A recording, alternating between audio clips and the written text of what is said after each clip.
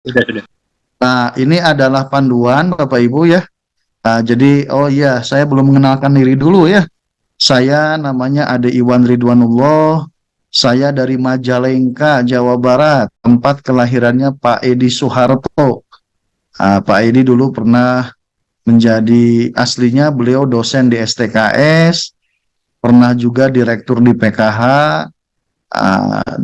sebelum menjadi staf ahli Menteri Sosial saat ini, beliau menjadi Direktorat Jenderal Dirjen Dayasos sama Dirjen Resos. Nah, saat ini beliau menjadi staf ahli Mensos, Menteri Sosial. Nah, jadi saya dari Majalengka, Jawa Barat, satu kampung halaman dengan Pak Edi Soeharto, masih saudara beliau. Hanya 2014 kemarin saya ikutan ujian CPNS dosen, formasi dosen ilmu sosial dasar. Karena S1 saya kesejahteraan sosial dari Unpad, S2 saya kebijakan sosial dari UGM. Jadi akhirnya ikut ujian formasi dosen ilmu sosial dasar dan keterima PNS di 2014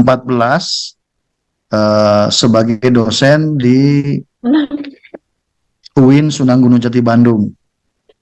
Bapak Ibu, saya pun sama dengan Bapak Ibu dulu 2013 aktif di program Kementerian Sosial, di program Sakti Peksos, Satuan Bakti Pekerja Sosial, PKSA, Program Kesejahteraan Sosial Anak di Direktorat Jenderal Rehabilitasi Sosial. Jadi saya dengan Bapak Ibu sama sejak 2013 pernah menjadi supervisor. Kalau di tingkatan PKH namanya Korwil. Nah, saya SPV di Jawa Barat dalam program kesejahteraan sosial anak di bawah Direktorat Jenderal Rehabilitasi Sosial. Kalau Bapak Ibu PKH itu di bawah Direktorat Jenderal Perlindungan dan Jaminan Sosial. Nah, ini skema Bapak Ibu yang ujian diumumkannya. Ingat loh, ini pengumuman seleksi. Jadi Bapak Ibu kalau seandainya tanggal 19, 20, 23 belum keluar, sabar ya. Kenapa sabar? Karena maksimal tanggal 3 Oktober. Ya enggak? Nah, jadi kalau belum keluar Kementerian Sosial, jangan uring-uringan atau jangan langsung menjustifikasi, wah Kemensos memberikan PHP kepada saya, jangan. Karena ujian itu tanggal 19 sampai tanggal 3 Oktober. Nanti ini pendaftarannya, ini seleksi administrasinya. Nah, penjelasan ini ada di, saya tadi terlempar dari Zoom, mungkin sinyalnya di sini. Sebentar dulu. Baterai laptopnya mau dicas dulu sebentar.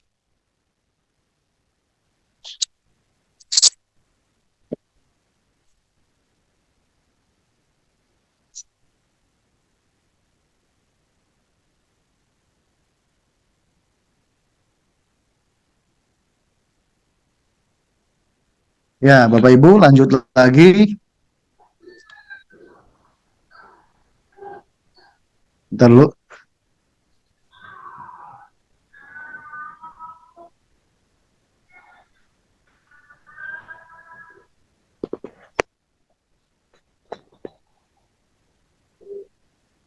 Nah, Bapak Ibu, sebentar, ini revisinya saya lihat dulu.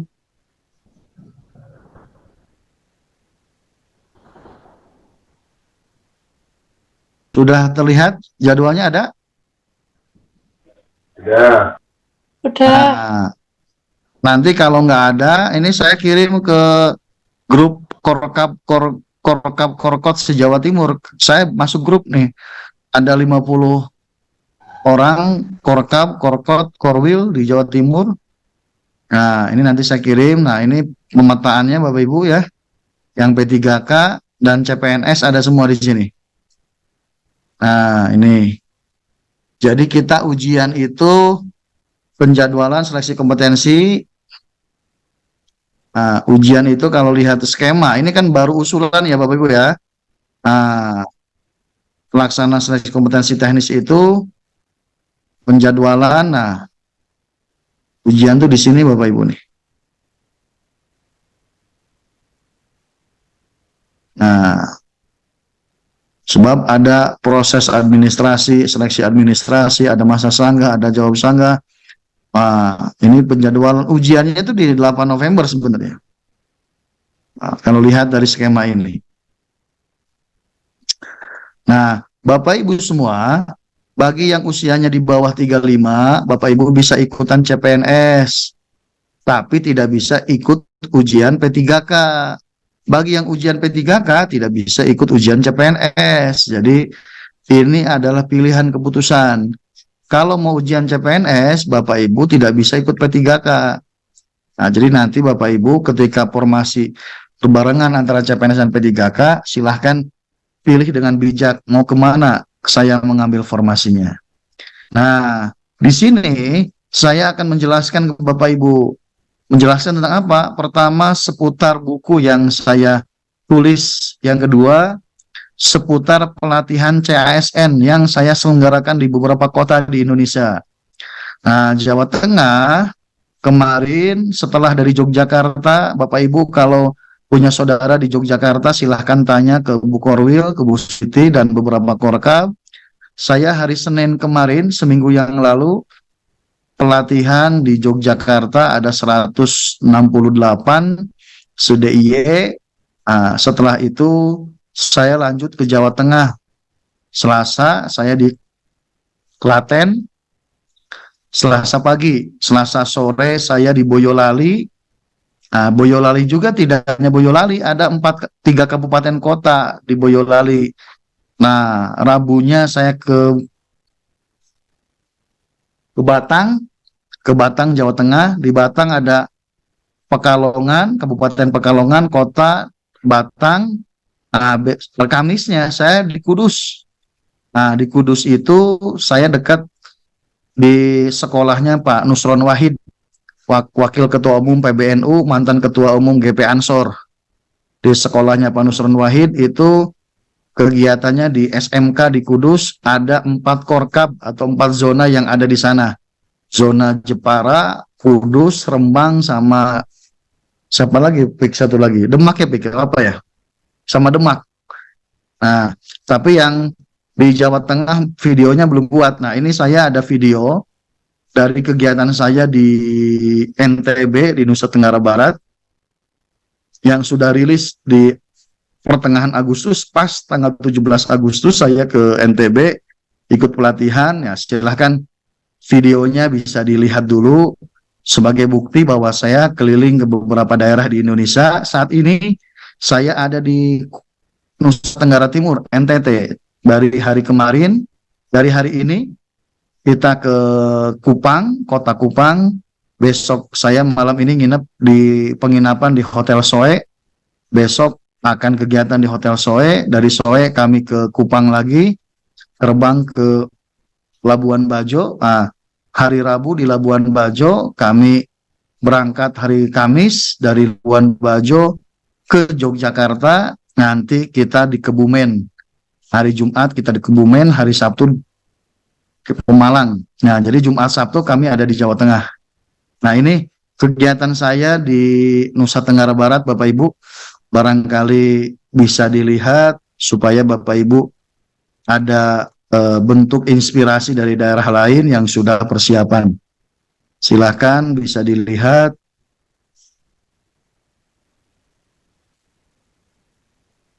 Pelajaran yang sangat penting untuk P3K nanti. Sangat bersyukur bisa mengikuti bimbel ini, karena dengan mengikuti bimbel ini saya semakin luas dan semakin bersemangat untuk lulus P3K. Alhamdulillah wawasan menjadi luas. Ternyata mendengarkan penjelasan langsung dari tutornya memudahkan kita dalam menjawab soal. Itu sangat berkesan bagi kami, banyak menambah wawasan atau ilmu kepada kami para SDM PKH.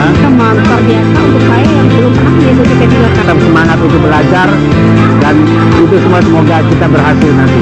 Beberapa materi mudah dipaham dan langsung pada poinnya, sehingga nantinya ke depan kita mudah untuk mengerjakan tes P3K. Terima kasih. Nah, oke ya, Bapak Ibu, tadi adalah video profilnya, perjalanan saya ke beberapa daerah di Nusa Tenggara Barat. Daerah lain juga ada, namun kita skip aja.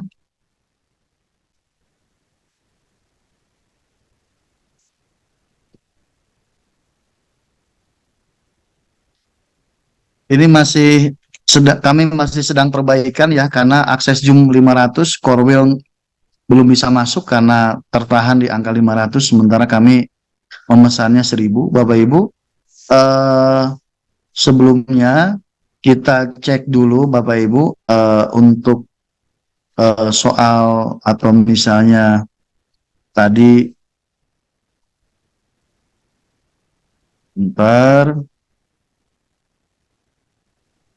nah juga terlempar, Pik.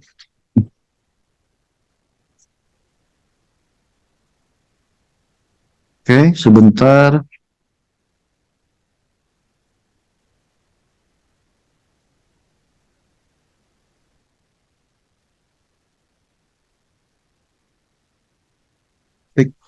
Pik, si Vina WA. Bentar dulu Bapak Ibu.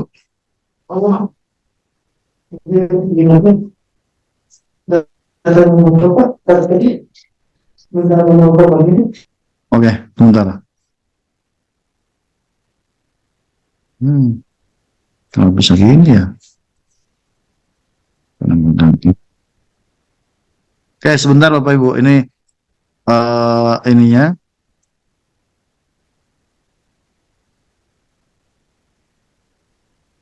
Nah, sudah masuk enggak? Bapak Ibu ada? Sudah, Pak. Oke ya. Masuk. Belum. Udah masuk. Nah, ini instruktur pelatihannya di P3K, dan ini kami Ade sama Pak Akbar sama Pak Hendri. Nah, ini hasil penetapannya 572.000. Nah, kami tanggal 3 Agustus ke Kemensos. Nah, kami juga ke kantor BKI lanjutkan. Nah, ini Bapak Ibu yang nanti akan diujikan di P3KK ini. Jadi dari yang benar dulu Bapak Ibu, gimana ini? Oke, di programnya sebentar dulu. Ini bentar dulu Bapak. Mana? Profil mana? Sebentar.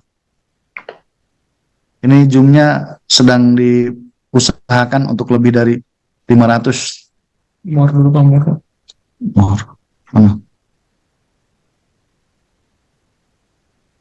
Bentar Pak. Ya, bentar Bapak Ibu ya, sebentar. Ini sedang diperbaiki supaya Zoom-nya lebih dari 500 karena core wheel mau masuk.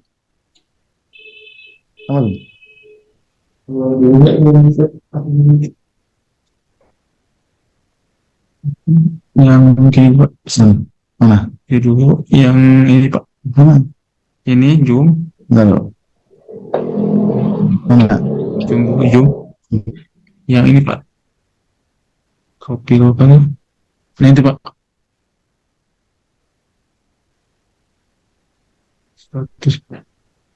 Status. Udah lihat Mas, nanti kelihatan di mana?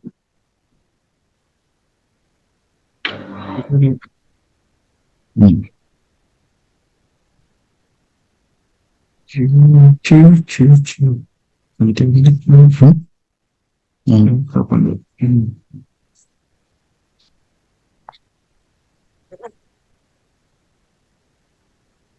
Gimana ke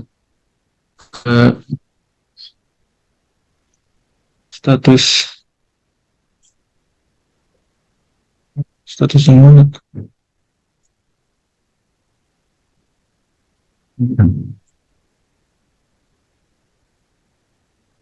Tiga Pak.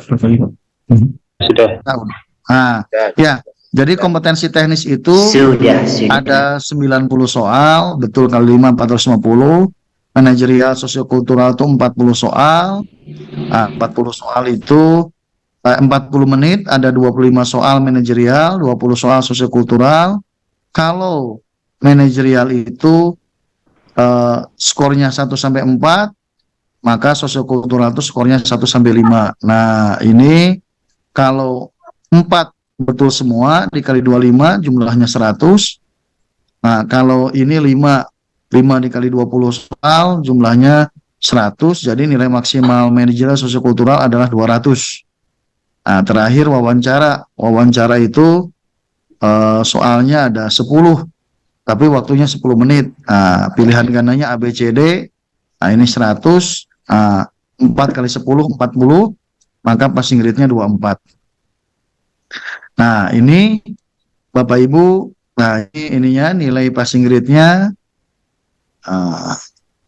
Ini buku yang saya sampaikan yang tadi. Kenapa buku ini menarik? Pertama, karena buku ini membahas perdana tentang Kementerian Sosial. Yang kedua, pembahasannya soal dengan ilustrasi mudah dipahami. Ketiga, ada materi sertifikasi profesi. Yang keempat, sudah menggunakan nilai scoring Bapak Ibu nih. Nanti kita cek bedah bukunya ya, ada scoringnya enggak. Yang terakhir ditulis, nah oleh saya. Kita cek bukunya dulu sekarang, kita buka bedah buku PDF-nya. Nanti yang tidak bisa masuk Zoom saat ini bisa ikutan di lain waktu ya. Setelah Zoom-nya saya perbaiki dengan kapasitas 1000 peserta. Sebentar, saya sedang mencari dulu PDF-nya.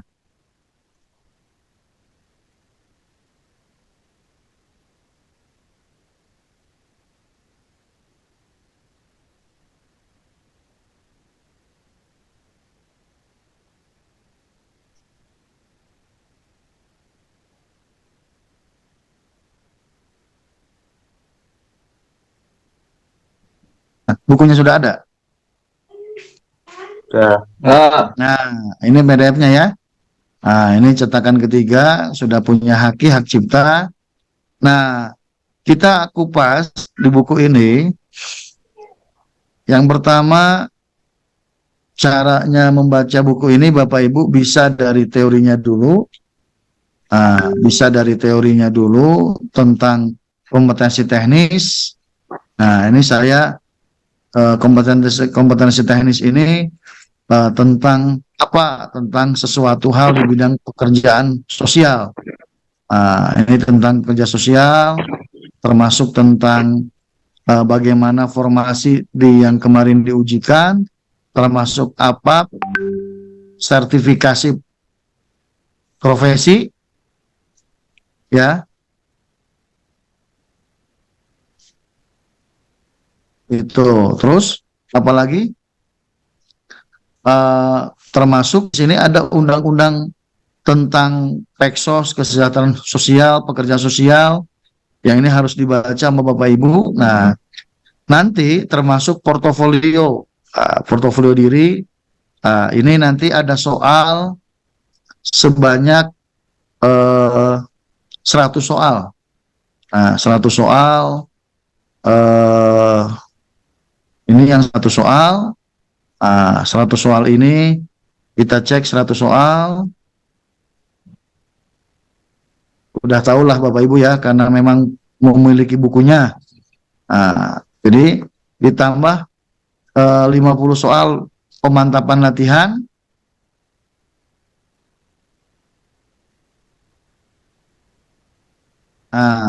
Ini ada pembahasannya dan jawabannya. Ada pembahasannya dan jawabannya. Di yang 100 soal pertama. Setelah itu ada soal tambahan lain 50 soal selanjutnya. Latihan pemantapan. Soal-soal ini Bapak Ibu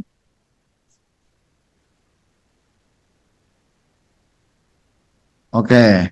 Ada yang bertanya juga. Berdasarkan yang Bapak punya, pertama begini. Pak Dirjen, Pak Ruben Riko itu memberikan informasi kepada Korwil di Jawa Barat dan Korkap di Bandung Raya bahwa ujian P3K itu akan diadakan. Nah, beliau juga tentunya menghimbau kepada SDM supaya belajar. Dan belajar. Karena ke depan pegawai honorer itu akan ditiadakan, diganti dengan P3K. Peraturan pemerintah nomor 49 tahun 2019 menyatakan bahwa tahun 2018 menyatakan bahwa pegawai pemerintah itu kan hanya ada P3K dan CPNS.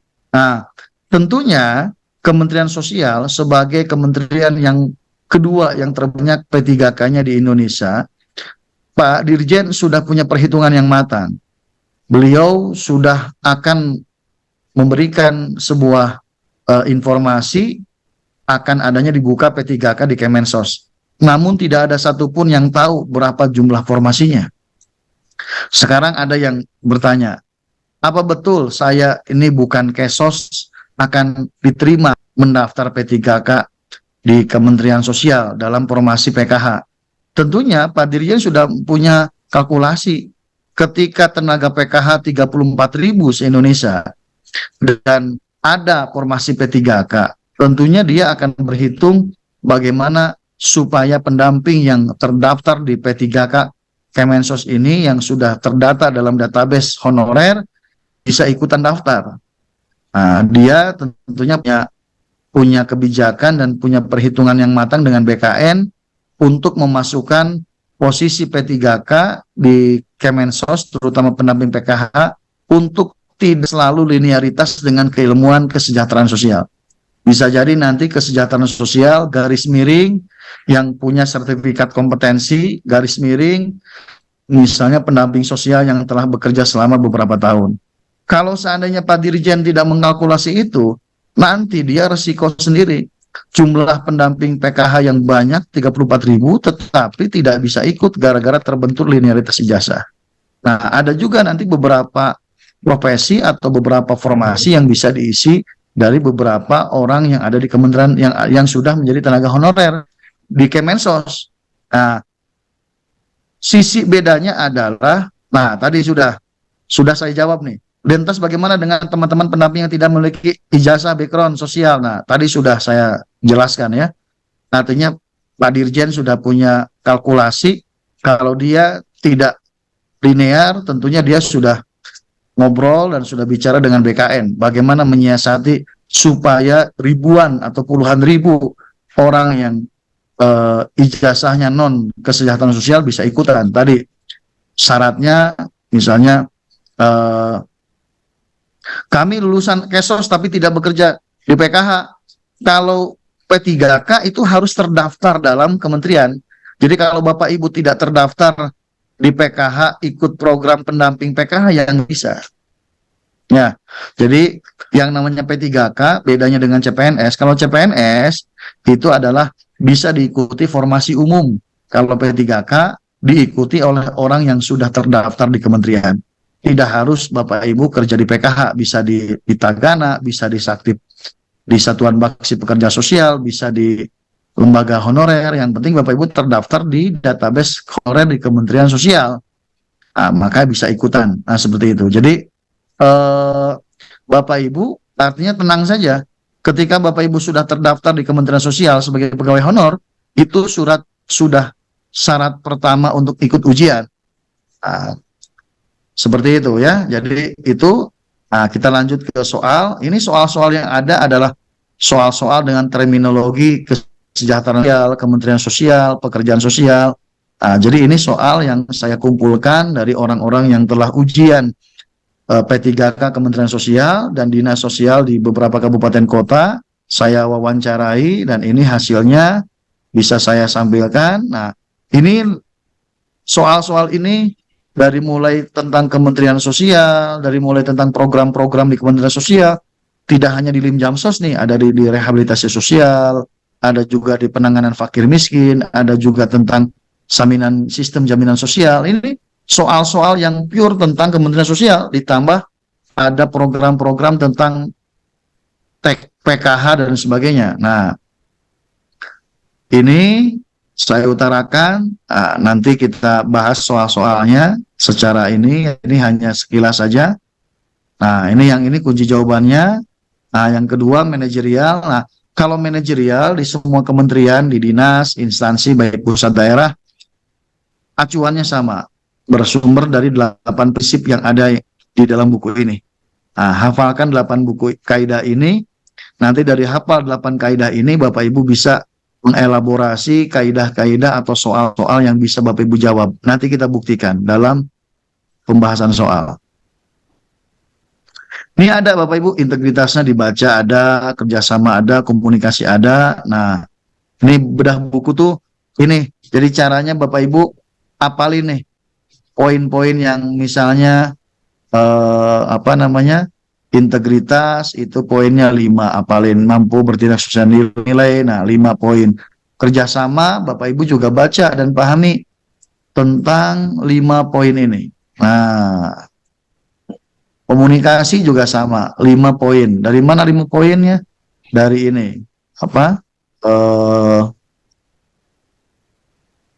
Sebentar. Nah, ini juga 5 poin, ya. Nah, terus orientasi pada hasil juga sama. Nah, ini baru nanti setelah Bapak Ibu pahami, Bapak Ibu bisa lanjut kepada soal. Bapak Ibu lanjut kepada soal. Ini soal-soal yang up to date Bapak Ibu, yang kemarin diujikan. Nah, nanti Bapak Ibu ketika di pertanyaan itu ada jawabannya. Nih, manajerial itu skornya 1 sampai 4. Nah, jumlah soal 25, berarti kalau betul semua nilainya 100. Andai di kunci jawaban ada soal jawabannya B, C, D, A, berarti B itu 4, C itu 3, D itu 2, A itu 1. Nah, itu ya. Nah, ini manajerial. Saya kasih soal 30, mudah-mudahan Bapak Ibu bisa mengerti soal 30 ini. Kalau tidak nanti kita bahas soal. Untuk lebih jelasnya Bapak Ibu bisa ikut pelatihan dan bisa merasakan kemampuannya sama dengan yang teman-teman Bapak Ibu yang sudah diadakan di beberapa kota di Indonesia, termasuk saat ini di Kupang, di NTT ada Kupang, ada Kota Soe, dan ada ini. Sosiokultural juga sama, ada teorinya dulu. Ini hafalkan yang 5 kaidah ini Bapak Ibu. Kaidah ini hafalkan yang 5 ini. Nanti ada soalnya 30 soal. Ini soalnya. Terus wawancara, terakhir wawancara itu ada 10 ya. Ini Oke, seperti ini. Jadi wawancara itu soalnya ada 10 soal, berpatokan dari integritas dan ini nanti kita bahas soal-soalnya. Sebelum ke pembahasan soal, Bapak Ibu, sebelum ke pembahasan soal, sambil Zoom ini diperbaiki ya, karena izin terkait pilihan CPNS dan P3K, apa pertimbangannya? Yang pertama, sudah saya jelaskan, kalau usianya di bawah 35, bisa untuk memilih CPNS. Cuma resikonya kalau CPNS, Bapak Ibu harus bersaing dengan anak-anak muda yang baru lulus fresh graduate. Ya nggak? Itu ya. Jadi kalau Bapak Ibu usia aja 30 tahun, di bawah 35, ya, sebentar Bapak Ibu. Nih, sambil saya menyelesaikan Zoom dulu biar bisa kapasitas.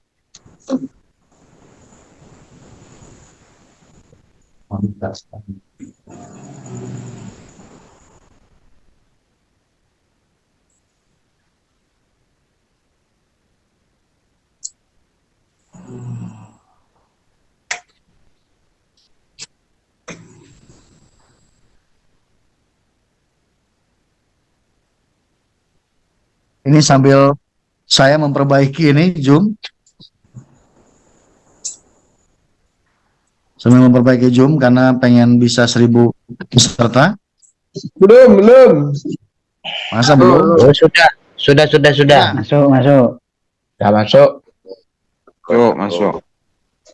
Nanti aplikasinya seperti ini. Ada username dan ada password yang kita bisa masukin.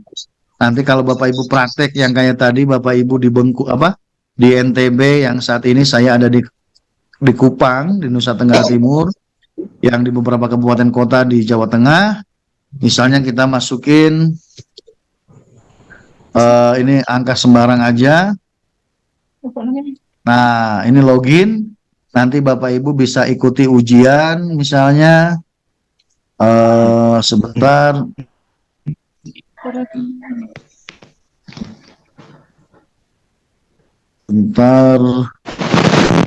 Saya ikuti. Ya.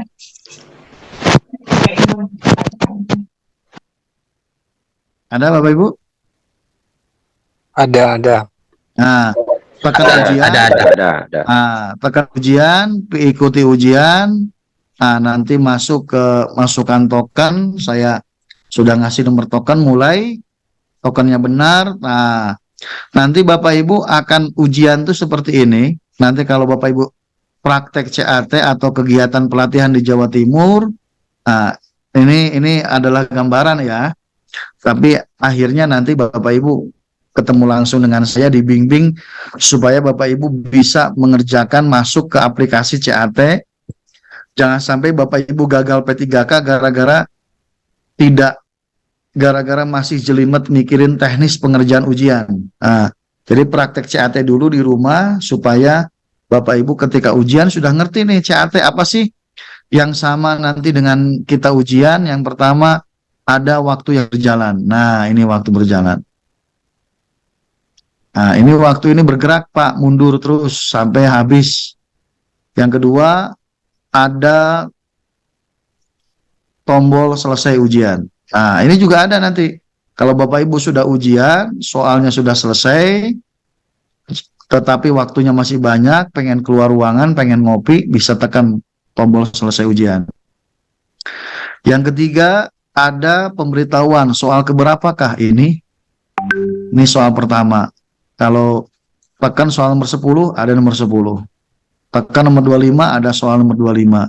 Nah, ada juga nanti Bapak Ibu di tekan next. Nah, soal berikutnya. Misalnya soal nomor 26, 27. Nah, 27 tinggal next saja. 28 tinggal next saja. Ada juga tombol ragu. Nah, misalnya nomor 30. Jawabannya ragu. Nah, kita milih B tuh. Jadi kuning. Nah, ada juga nanti navigasi soal. Nah, ini navigasi soal. Kompetensi teknis, manajerial sosiokultural. Nah, nanti ada wawancara. Nah, tombol-tombol ini di ujian P3K di BKN sama. Tombol-tombol ini. Bapak Ibu nanti praktek mengoperasikan kiri, kanan, kiri, waktu yang berjalan sesuai ujian. Nah, ini prakteknya. Bapak Ibu akan tryout selama 100, sebanyak 100 soal dalam waktu 1,5 jam. Nah, nanti setelah itu Bapak Ibu nanti keluar nilainya. Pertama, nilai keluar masing-masing di komputer atau di handphone Bapak Ibu. Yang kedua, nilainya keluar satu ruangan. Misalnya nanti kalau diadakan di Mojokerto, pesertanya ada 120, ya kami bisa merekap yang 120 itu nilainya berapa saja. Di ranking dari yang tertinggi ke yang rendah bisa, dari yang terendah ke yang tinggi juga bisa. Nah, itu Bapak Ibu. Jadi misalnya nomor 1 A. Jadi jawaban yang sudah dijawab nanti warnanya hijau. Nomor 2 B tuh. Langsung next misalnya. Nomor 3 jawabannya E. Nanti hijau tombol-tombolnya. Misalnya nomor 4 nih. Kita nomor 4 nggak tahu. Ragu-ragu, tekan aja. Ragu-ragu. C. Maka tekan nomor 3C. Itu jadi kuning. Kenapa? Ragu-ragu. Kalau tidak ragu, tekan lagi. Jadinya hijau. Pak, kalau sudah C, bisa nggak ditimpa jadi D? Bisa. Kita timpa jadi D. Oh, jawabannya D. Nah, ini nanti kita jawab selama 1,5 jam sampai 100 soal. Nanti nilai akan keluar ketika Bapak Ibu setelah selesai menekan tombol selesai ujian. Nah, ini aplikasinya. Dan ini waktunya terus berjalan Bapak Ibu. Nah, waktu ini terus berjalan mengikuti dengan soal yang ada. Nah, jadi setiap soal yang sudah ada jawabannya hijau. 9B hijau, 13 A hijau tuh. Manajerial A hijau. Jadi gitu, Pak. Nah, jadi nanti Bapak Ibu bisa praktek pelatihan ini, bisa online, bisa offline, tapi akan lebih enak kalau kita offline. Sehingga Bapak Ibu tidak ada satupun di ruangan yang tidak bisa mengoperasionalkan CAT. Kalau tidak bisa, berarti Bapak Ibu nggak usah bayar, gratis. Nah, karena saya menjamin Bapak Ibu yang meskipun usianya 40 tahun ke atas, bahkan ada yang 45. Kalau tidak bisa menggunakan praktek CAT ini dengan baik, toolsnya tidak mampu, karena memang kelalaian kami sebagai instruktur yang tidak bisa mengerti kondisi psikologis Bapak Ibu, berarti Bapak Ibu nggak usah bayar. Nah, Bapak Ibu tuh pelatihan supaya Bapak Ibu di saat pelatihan mengerti secara teknis mengoperasionalkan perangkat CAT yang ada, seperti itu. Nah, itu ya. Jadi itu Bapak Ibu contohnya perangkat CAT. Mari kita bahas soal-soal yang ada di buku itu sebagian sebagai bentuk bagaimana kita membahas soal yang nanti akan lebih termotivasi kalau Bapak Ibu ikut pelatihan langsung. Nah, Bapak Ibu bagi yang pengen tahu pelatihannya di Kebumen, bisa aja Bapak Ibu datang ke Kebumen hari Jumat, karena saya ada kegiatan pelatihan di Kebumen. Nah, ikut aja, nengok, ngelihat, barangkali sebagainya. Misalnya ini, kita pembahasan soal misalnya.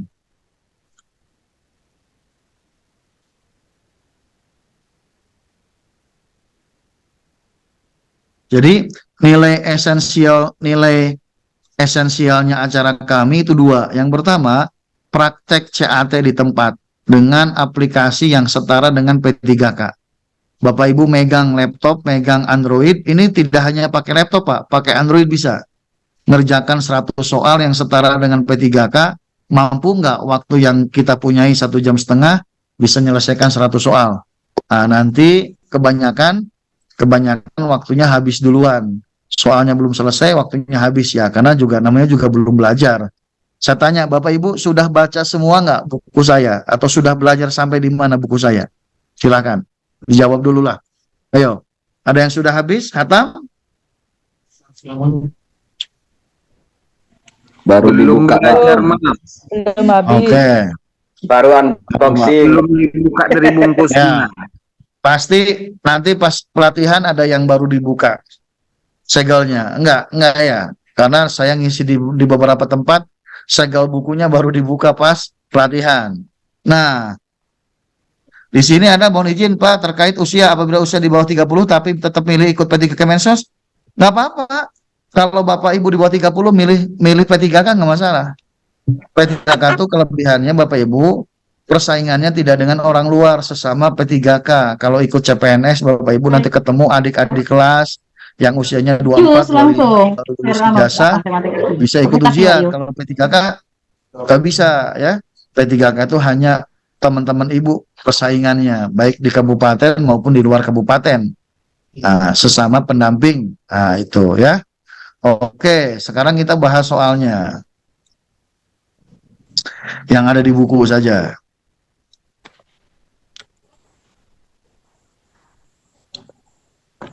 Yang ada di buku, sebentar.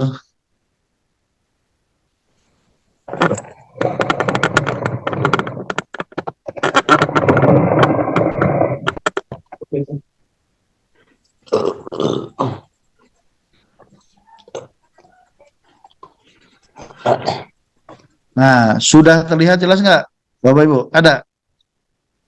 Belum. Ada nggak? Sudah. Oke. Bukunya Sekarang hilang sudah. Bapak Ibu, ini ada soal. Nah, kira-kira ini di buku juga ada, Pak. Kira-kira ini jawabannya apa? Jangan menggunakan mulut, Pak. Pakai kolom chat. Silahkan chat. Ngisi di kolom chat Zoom.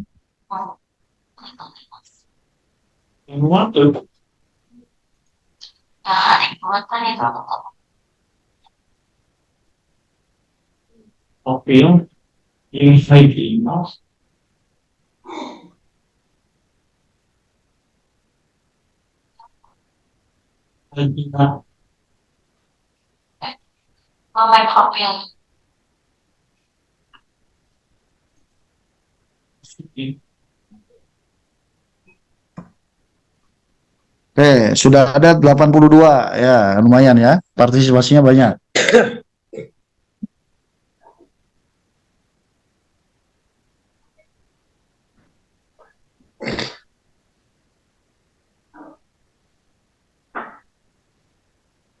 Oke, udah cukup ya, udah 99. Ini kebanyakan semuanya C, ada juga yang A.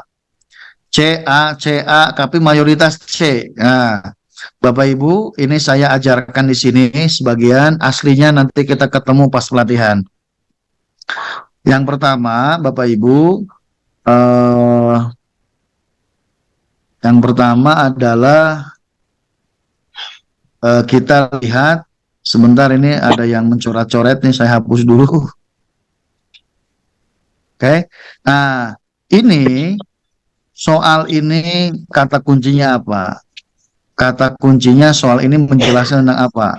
Soal ini menjelaskan tentang adanya sertifikat kompetensi. Nah, kalau adanya sertifikat kompetensi berarti soal ini tentang bicara tentang profesi. Yang mana? Sebentar. Profesi. Soal ini tentang profesi pekerjaan sosial. Dari mana? Dari adanya sertifikat kompetensi. Nah, soal ini adanya sertifikat kompetensi berarti soal ini berbicara tentang profesi pekerjaan sosial. Nah, kenapa? Karena sertifikat kompetensi menandakan orang itu sudah memiliki praktek pekerjaan sosial sebagai sebuah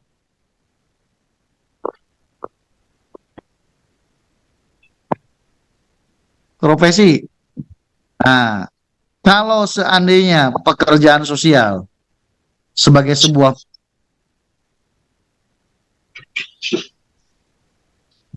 profesi, kira-kira orangnya disebut apa? Nah, dari kata pekerjaan sosial, maka kita tarik, hilangkan an-nya jadi pekerja sosial. Nah, jawabannya adalah C. Kenapa C? Karena pekerja sosial adalah kata dasar yang artinya seseorang yang memiliki pengetahuan, keterampilan, dan nilai dan dibuktikan telah mendapatkan sertifikat kompetensi. Nah, orangnya pekerja sosial, keprofesiannya disebut pekerjaan sosial. Jadi hanya menghilangkan an-nya saja. Nah, sama dengan keprotokoler. Jadi ada kata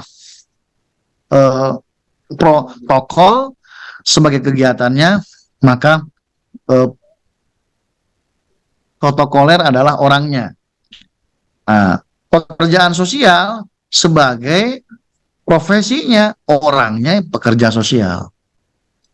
Nah, ya enggak? Jadi ini jawabannya adalah C. Dari mana C? C itu menurunkan kata pekerjaan sosial sebagai sebuah profesi dikarenakan punya sertifikat kompetensi. Dari kata pekerjaan sosial, orangnya disebut apa? Hilangkan aja an-nya, pekerja sosial. Nah, dari mana? Kalau kita cari definisinya, pekerja sosial adalah orang yang memiliki apa? Pekerja sosial adalah orang yang memiliki pengetahuan, sama kan? Keterampilan, sama kan? Nilai, sama kan? Dan sertifikat kompetensi, sama kan? Nah, barangkali Bapak Ibu tidak tahu undang-undang ini, jangan khawatir ketika menjawab soal. Lihat saja, kalau pekerjaan sosial sebagai sebuah kompetensi, maka orangnya ya disebut pekerja sosial. An-nya dihilangkan. Jadi kalau kata an berarti keprofesian, orangnya pekerja sosial. Nah, kita lanjut soal nomor 2, Pak. Soal nomor 2, lihat di buku. Soal nomor 2, lihat di buku. Sudah? Lihat di buku, sudah? Nah, soal nomor 2, penyelenggara pertolongan profesional yang berencana, terpadu, berkesinambungan, dan tersupervisi yang berfungsi untuk mencegah disfungsi dan meningkatkan keberfungsian adalah, nah, lihat kata kunci di awal. penyelenggaraan pertolongan profesional. Nah, ingat, profesional itu apa? Profesional berarti sebagai sebuah apa artinya? Profesi. Ah, betul. Jadi profesional adalah sebuah Profesi. profesi, betul. Disebutnya apa? Pekerjaan sosial, praktek pekerjaan sosial. Jadi nomor satu itu nyambung dengan nomor dua. Kalau nomor dua mah pekerjaan sosial, orangnya disebut pekerja sosial. Kalau nomor satu mah yang ditanyakan orangnya, sementara keprofesiannya disebut pekerjaan sosial, orangnya pekerja sosial. Kalau nomor dua, kata kuncinya pertolongan profesional dalam bidang keberfungsian sosial. Pertolongan profesional ya namanya juga pekerjaan sosial, kalau orangnya pekerja sosial. Jadi nomor satu dengan dua tuh nyambung, Pak. Ada kalanya kita ngisi soal nomor 40 ternyata sambungan dari soal nomor 39. Isi soal nomor 35 sambungan dari soal nomor 34. Nah, jadi nomor satu dan nomor dua tuh nyambung. Kalau nomor satu yang ditanyakan orangnya, tapi kata kuncinya adalah profesinya. Dari mana? Ada sertifikat kompetensi. Dari mana? Pekerjaan sosial disebut sebagai sebuah profesi. Dari mana disebut sebagai sebuah profesi?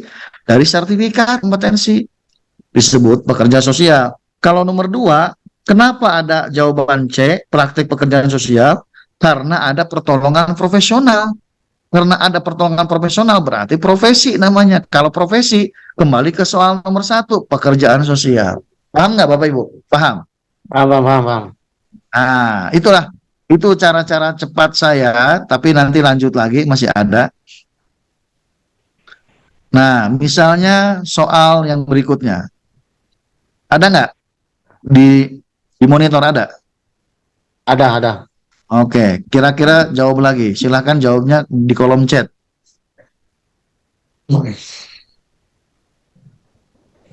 Suatu kondisi yang individu berada telepon.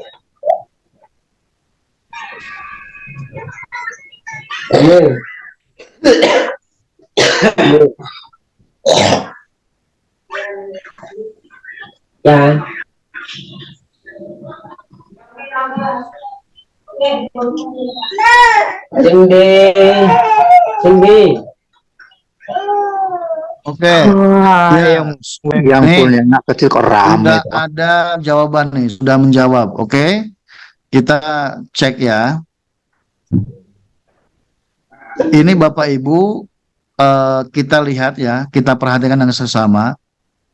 Nah, kalau Bapak Ibu yang S1-nya Kesos, yang namanya kalimat mengatasi masalah kehidupan ini, masalah terus kebutuhan hak dasar ini tidak terlalu asing kalau S1-nya kejahatan sosial.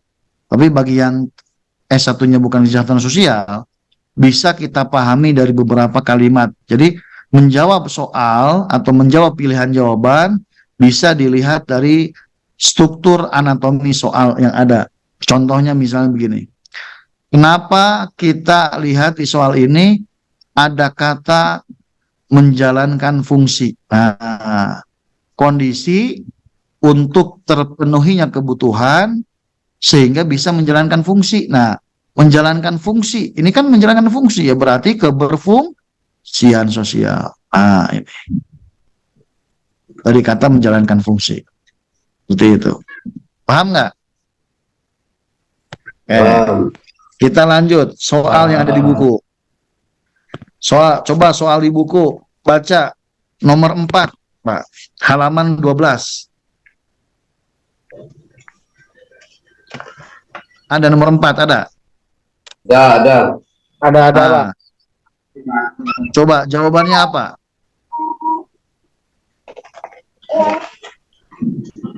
Nomor 4 ada di buku. Jawabannya apa? Pencegahan, D. kan? Betul nggak? Nah, suatu upaya untuk mencegah keterbatasan individu, keluarga, kelompok, dan masyarakat dalam menjalankan kehidupan sosial. Ingat, keywordnya upaya untuk mencegah, berarti pencegahan. D jawabannya. Paham nggak, Bu? Bapak? insya Allah paham. Itu. Paham. Sekarang ada lagi.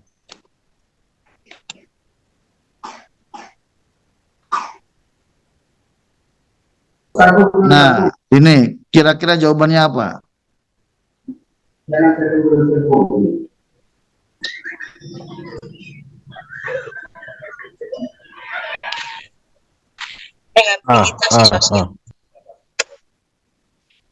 Nah, ini lima-limanya adalah terminologi di Kementerian Sosial nih. Nggak mungkin ini soal bukan Kementerian Sosial.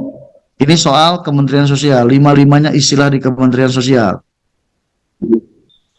Kira-kira jawabannya apa? B. Pemberdayaan sosial. Oke. Pemberdayaan sosial. Dari kata mana? Agar berdaya. Agar berdaya. Nah, agar berdaya itu adalah pengertian dari tujuan pemberdayaan sosial. Ah, bohong, Pak. Nah, oke, kita buktikan. Nah, inilah pengertian pemberdayaan sosial. Nah, inilah bukti definisi pemberdayaan sosial. Nah, dari mana, Pak, definisi ini? Dari Undang-Undang Peksos nomor 14 2019. Coba kita cek. Pemberdayaan sosial adalah agar berdaya. Betul nggak? Agar berdaya. Betul Pak, betul. Nah, itu. Ya nggak? Ya Pak. Nah, kita sebenarnya coba contoh soal nomor 6. Coba halaman 12. Ini soalnya ada di sini.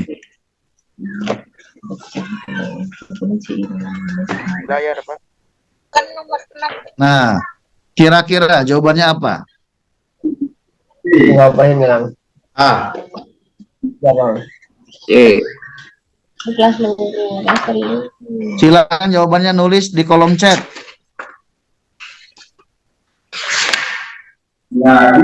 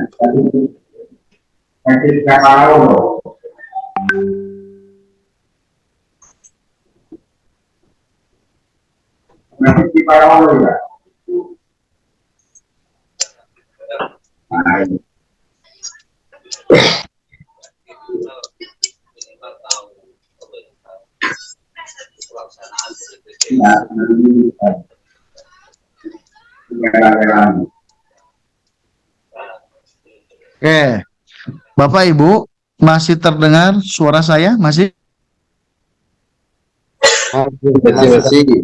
Oke, ini soal ini bisa dijawab, tidak harus Bapak Ibu hafal tentang literasi PKH. Tidak harus Bapak Ibu baca buku primbon PKH. Baca buku saku PKH ketika Bapak Ibu diklat pertama kali diterima PKH sampai sekarang. Dikumpulkan PowerPoint-nya. Ini bisa dijawab dengan pengalaman empiris Bapak Ibu. Ini jawabannya saya cek ya.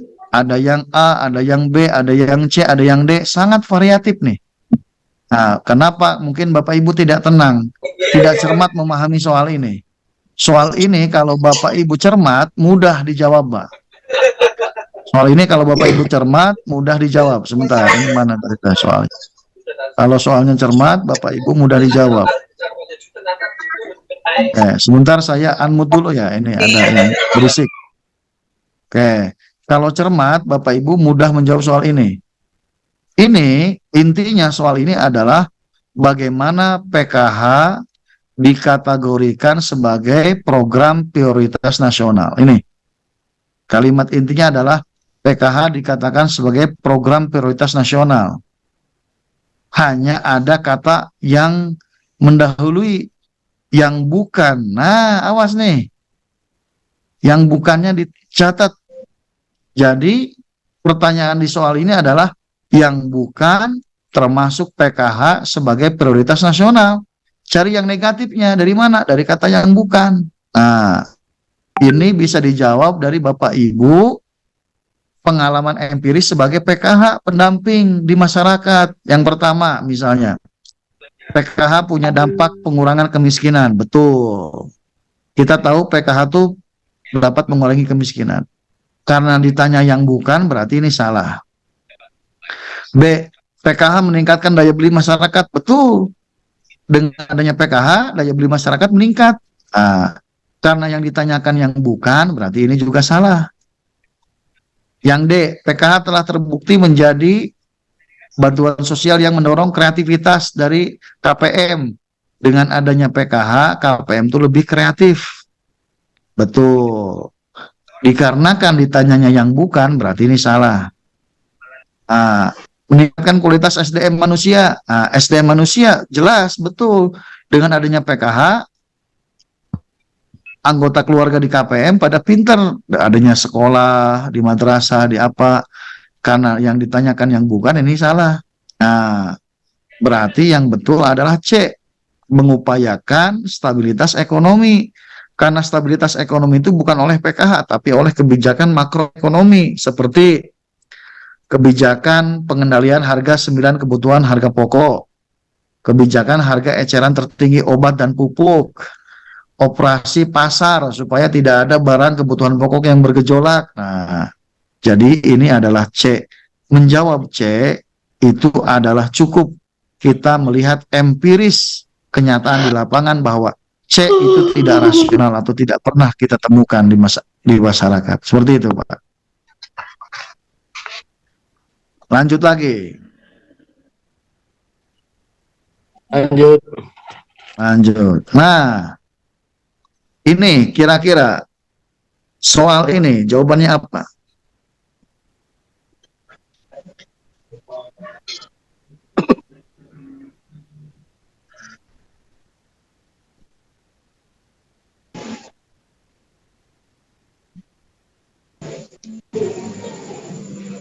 D.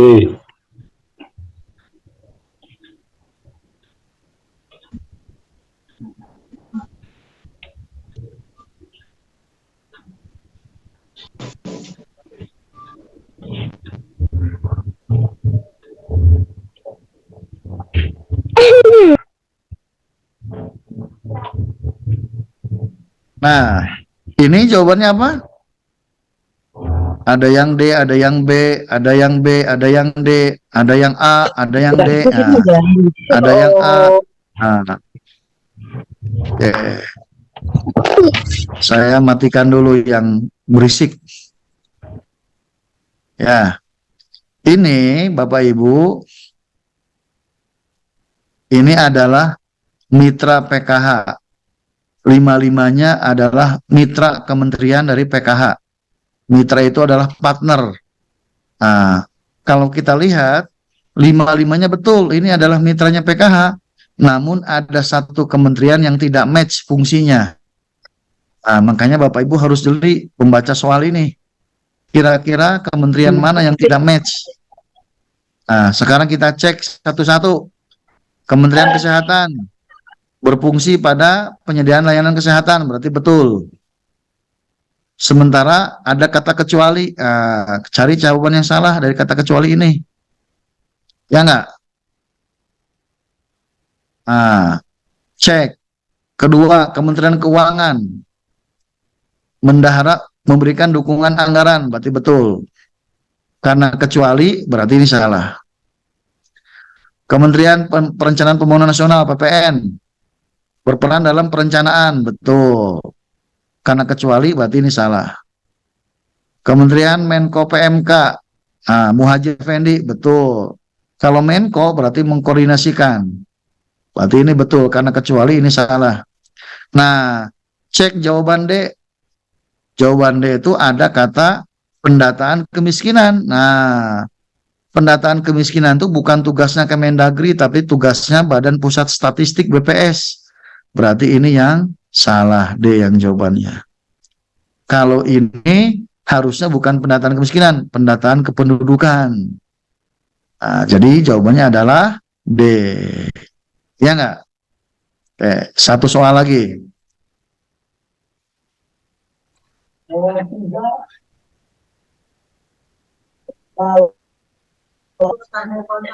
Kalau ada soal begini,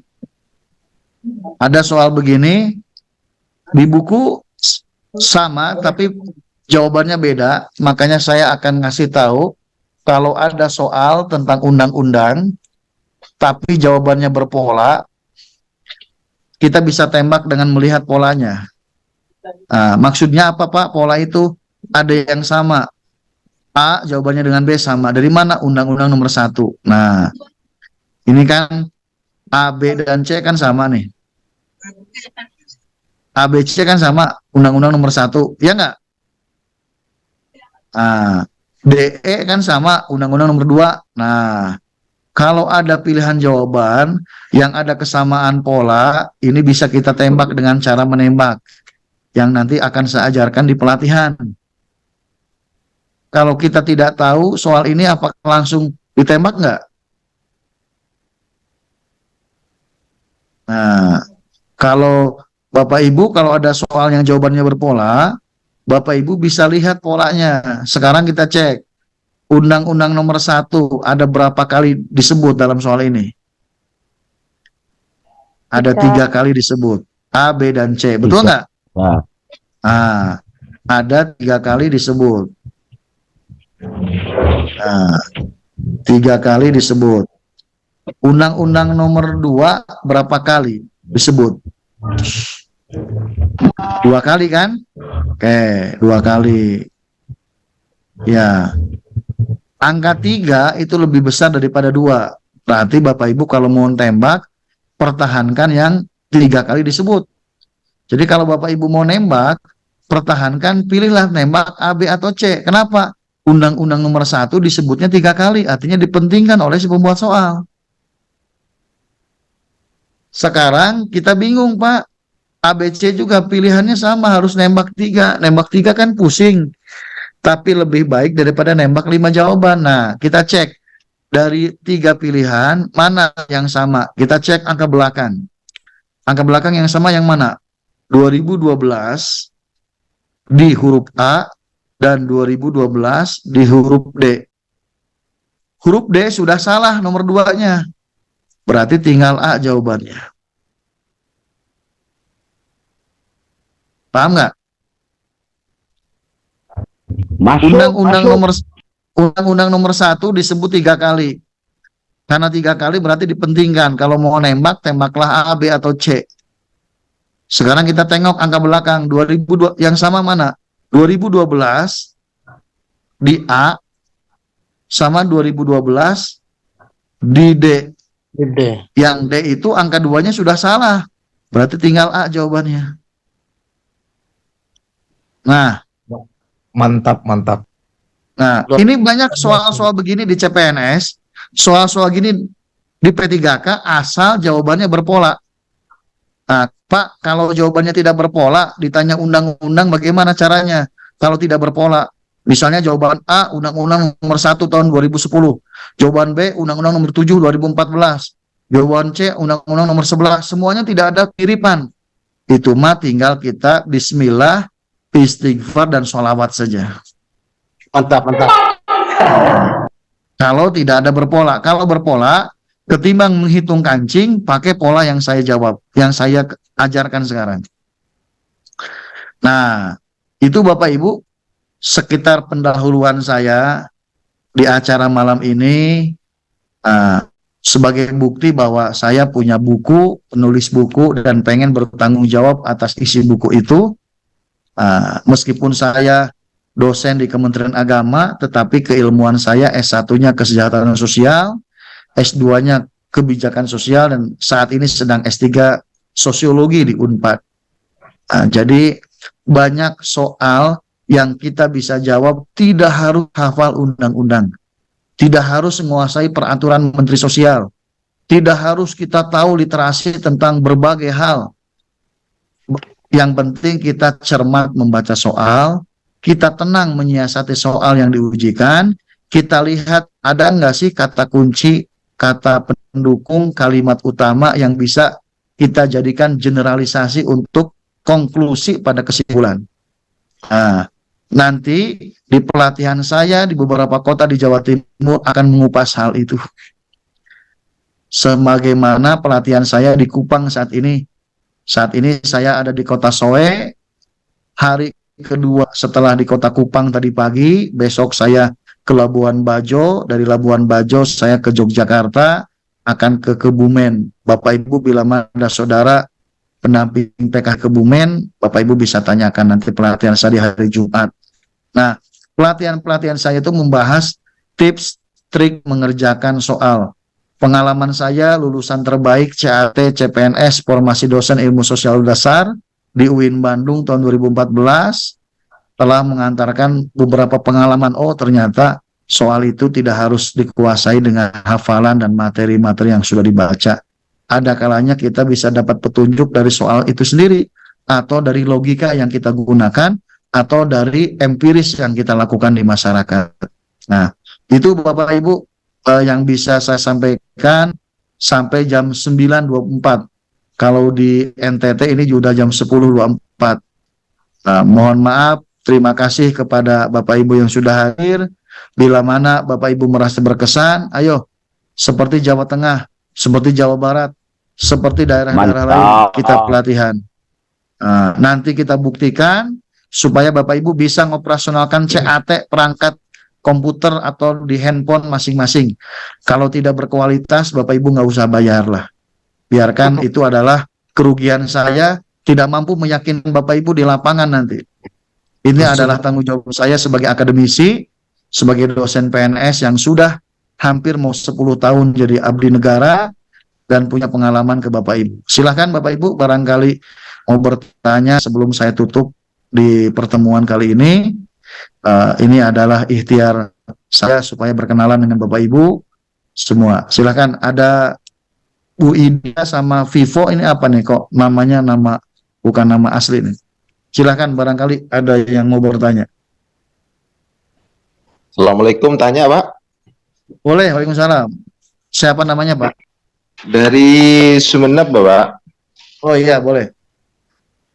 Iya, saya sebenarnya ya baca-baca sedikit tentang bukunya, alhamdulillah banyak pengalaman. Ya apa ya, latihan-latihan sedikit, ternyata memang kalau belum mengerti agak susah juga. Tapi setelah saya pahami, memang ada sebagian soal yang membuat saya itu bingung, tambah bingung gitu loh Pak. Seperti kalau di bukunya itu kayak soal nomor 39 dan nomor 41. Bentar, 39, 41. Ya, 39 dan 41. Itu kayak prioritas sasaran dari penerima program Indonesia Pintar. Pertamanya saya jawab E, Pak. Nah, ya pertama saya jawab apa ya? E gitu. Kagak jawab C, saya jawab C. Ternyata yang benar E gitu loh. Terus yang 41 juga itu pertamanya saya jawab C. Ternyata yang benar itu B. Setelah saya googling juga Pak di YouTube, di apa namanya Google, itu memang kayak fungsi pegawai ASN itu memang melaksanakan kebijakan publik, memang ditambah pemeran dan pemersatu bangsa.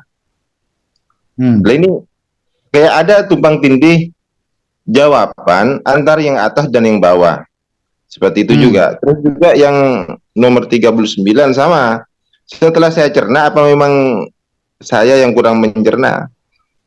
Itu prioritas sasaran dari penerima KIP, itu saya jawab siswa C itu siswa atau anak dari keluarga KPM yang non KKS. Karena saya sudah tidak mempunyai jawaban lagi sebenarnya gitu ya. Ternyata saya lihat di kunci jawabannya C, menjaga peserta didik dari kemungkinan putus sekolah. Saya nalar lagi, ini masa benar seperti ini gitu loh. Karena ya mohon maaf, bukan mengoreksi buku, tapi saya cuma membaca karena bagus Pak. Ilmu saya karena sedikit keterbatasan ilmu. Dan buku ini kan tidak didampingi dengan pemahaman dahulu. Sebenarnya ini pembanding jawabannya ini mana? Karena kita harus googling juga di Google gitu kan. Ini yang benar mana gitu kan. Kita harus googling juga. Ini tidak dilengkapi bacaan yang membuat kita itu mempunyai dasar jawaban yang benar. Nah, ini kalau 39 ini kalau mau jawab pakai undang-undang yang mana yang menjawab ini? Atau kan kita jawab pakai perasaan aja dengan ilmu yang sedikit gitu, sedikit saya gitu kan gitu Pak. Terima kasih Pak. Itu mungkin mohon penjelasannya antara 39 dan 41 itu, atau nanti ya ada sedikit-sedikit lah karena saya mungkin tidak terlalu banyak belajar gitu. Makasih Pak, bisa ditanggapi. Oke. Yang pertama begini ya, ini buku memang senantiasa dalam penyempurnaan. Kami memang punya target supaya buku ini segera terselesaikan dengan waktu 3,5 bulan lebih dengan Pak Akbar. Di sini kadang-kadang di buku ini ada jawaban yang secara penjelasannya mengarah ke B, tapi kok kunci jawabannya jadi C. Ya nggak Pak? Nah, seperti ini. Misalnya nomor 41, fungsi dari pegawai ASN adalah. Nah, di jawaban kan ASN tidak memiliki fungsi sebagai perekat dan pemersatu bangsa. Akan tetapi menjaga persatuan dan kesatuan bangsa. Ya nggak?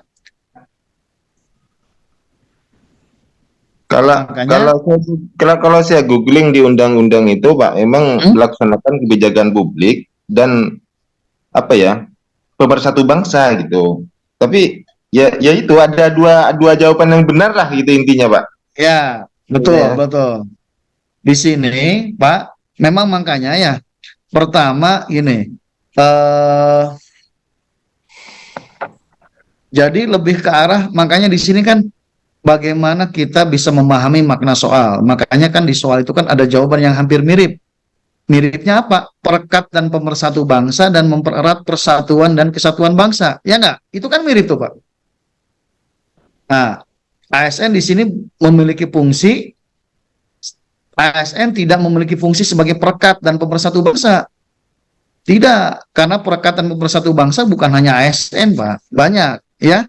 Nah, tetapi menjaga persatuan dan kesatuan bangsa juga ini adalah makanya di sini Pak harusnya ada kata kecuali Pak, ini Pak nomor 41 Pak, nomor 41 tuh ada kata kecuali. Nah, sehingga cari yang bukannya apa? Sebagai perekat dan pemersatu bangsa. Nah, berarti jawabannya B, dengan catatan fungsi dari pegawai ASN adalah sebagai berikut, kecuali, nah ya enggak, kecuali, nah baru kalau ada kecuali, B itu betul perekat dan pemersatu bangsa, karena ASN sebenarnya bukan maksud ke sini, tapi menjaga persatuan kesatuan bangsa sebagai apa? Pelayanan publik, perencana pelaksanaan jelas, melaksanakan kebijakan publik jelas, kebijakan publik adalah kebijakan yang dibuat oleh pimpinan kepala daerah, yang operasionalkannya adalah ASN. Nah, mempererat persatuan kesatuan jelas. Kenapa? Penyelenggara kepemerintahan kan sebagai sebuah ASN, tapi perekat dan pemersatu bangsa otorisasinya bukan dari ASN sebenarnya. Banyak. Itu Pak, maksudnya seperti itu. Jadi ini di sini ada kekeliruan saya sebagai penulis yang mungkin tidak teliti banget ya, mengingat kita waktu terlalu harus punya harus punya deadline terhadap soal. Nah, ini nomor 41 itu idealnya ditulis dengan kata kecuali. Itu Pak. Makasih Pak, makasih Pak. Seperti itu ya. Jadi memang bagus nih, ini juga ada sih soal yang dikunci jawaban, soalnya tuh mengarah ke B, tapi jawabannya jadi C. Nah, kalau ada soal yang begini, maka pakailah kaidah yang di pembahasan, yang jawaban soalnya nanti mengikuti yang pembahasan. Misalnya, nanti dulu, saya tuh pernah baca ya, nomor mana yang, sebentar Pak.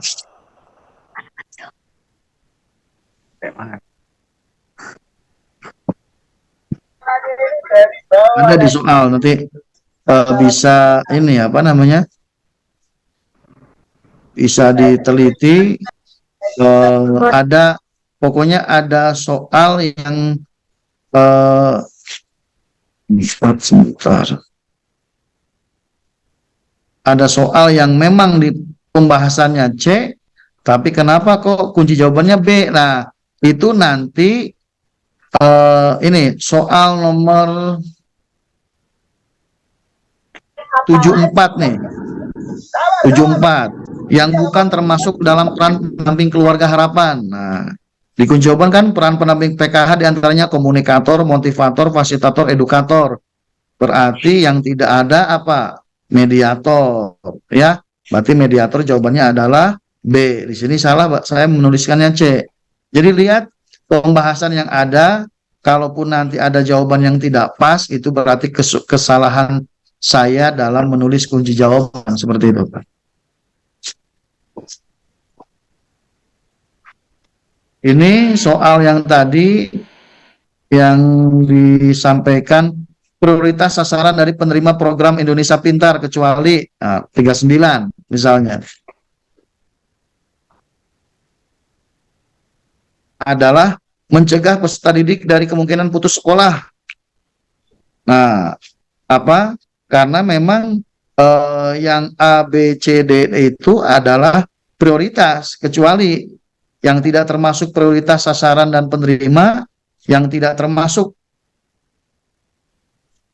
adalah mencegah peserta didik dari kemungkinan putus sekolah, drop out, atau tidak melanjutkan pendidikan dari kesulitan ekonomi.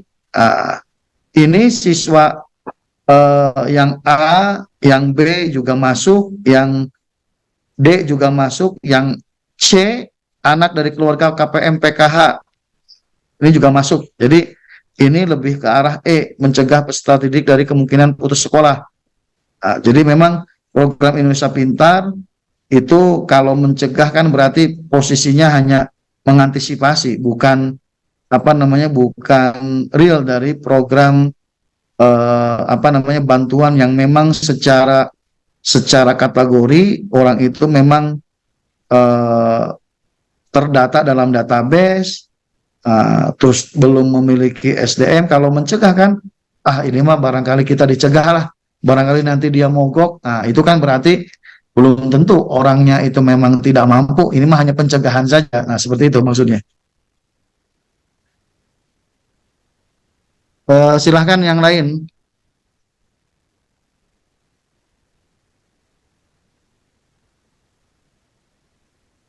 Bapak gimana? Sudah bisa dipahami penjelasan saya, Pak? Bisa Pak, makasih Pak. Ya, nggak apa-apa Pak. Memang ini saya dengan Pak Akbar, ya karena saya dikasih tahu dari sepupunya Pak Edi yang Korkap Majalengka yang mengatakan nanti ke depan akan ada P3K di Kemensos, tolong bikin bukunya. Terus seperti dulu saya bikin buku P3K Kemendikbud dan P3K Kementerian Agama. Jadi akhirnya saya lebih dari 3 bulan berdiskusi dengan rekan-rekan sesama S3 program doktor kesejahteraan sosial Unpad dengan Pak Akbar.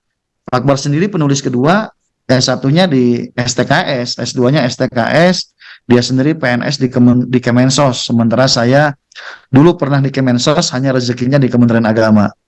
Nah, kami berdua mengumpulkan data tentang soal-soal yang keluar di P3K Kemensos tahun-tahun lalu. Kami kumpulkan juga wawancarai orang-orang yang telah ujian. Kami juga buka literatur dari Google, dari Telegram, dari Instagram, dari YouTube tentang soal P3K. Kami juga buka tentang juknis, petunjuk teknis dari BKN dan Kemenpan, tentang kisi-kisi pendamping sosial atau pekerja sosial, sekaligus kami buka juga tentang manajerial, sosiokultural, dan wawancara. Jadi akhirnya buku ini dengan segala keterbatasan ya ada, namun kita bisa membedahnya. Makasih tadi salah satu SDM sudah memberikan ulasan di sana. Saya sangat, pada prinsipnya sangat berterima kasih, dan mohon mudah-mudahan kesempurnaan di episode berikutnya. Nah, jadi paling tidak saya pengen berbagi trik-trik mengerjakan soal dengan melihat redaksi dari soal tersebut, dengan melihat kata-kata kunci, dengan melihat logika nalar yang bisa kita gunakan dalam menjawab soal, supaya Bapak Ibu yang merasa belum siap karena tidak hafal undang-undang dan peraturan masih bisa optimis, masih dengan cara lain masih kita bisa atasi. Oke, ini mohon maaf Pak, kalau boleh tahu ini dari daerah mana saja nih, Jatim 1 dan 2? Banyuwangi, Pak. Banyuwangi. Banyuwangi, Arjasa, Pak. Pulau. Arjasa, oke. Pasuruan. Pasuruan. Saya itu sudah bilang ke Pak Agus, ya, dan Korwil yang lain, mari kita Zoom dalam rangka sedikit bedah buku dan gambaran praktek CAT yang bisa saya sosialisasikan. Barangkali Bapak Ibu tertarik bikin pelatihannya di Kabupaten Bapak Ibu, hubungi Korkapnya, dari Korkap lanjut kepada Korwil, nanti daftarkan kepada kami. Prinsipnya sama dengan di Jawa Tengah. Bapak Ibu nanti kalau punya saudara di Jawa Tengah, apalagi Korwil, 5 Korwilnya terus senantiasa komunikasi dengan saya, dari mulai Pak Ibnu, dari mulai Bu Titik, dari mulai Pak Setiawan, dari mulai Pak Ari, satu lagi Pak Arif, satu lagi, ada 5 Korwil di Jawa Tengah yang memang dengan saya senantiasa komunikasi dan ini senantiasa ada Pak Ibnu, ada Bu Titik, ada Pak Arif, sama Pak Arif Rohman Muiz. Ya, jadi ada 5 Korwil lah. 1 Pak Setiawan, 2 Pak Ibnu, 3 Bu Titik, Pak Arif, ada 4 di Jawa Tengah. Nah, kami jadi kita nih membedah soal. Soal ini cek kalimat intinya ada. Soal ini panjang. Kalau ada soal 3 paragraf, 1 paragrafnya 5 baris, kali 3, 15. Ada soal 3 paragraf, 1 paragrafnya 5 baris, berarti 5 kali 3, 15 baris. Kita cek, ada nggak kalimat intinya yang bisa menunjukkan bahwa dengan membaca kalimat ini, kita langsung menjustifikasi ini loh jawabannya. Kalau kalimat intinya dirubah jadi B, kita juga akan rubah jawabannya jadi C atau jadi E, gitu. Itu Pak. Seperti itu. Bisa dipahami kan? Nah, jadi Bapak Ibu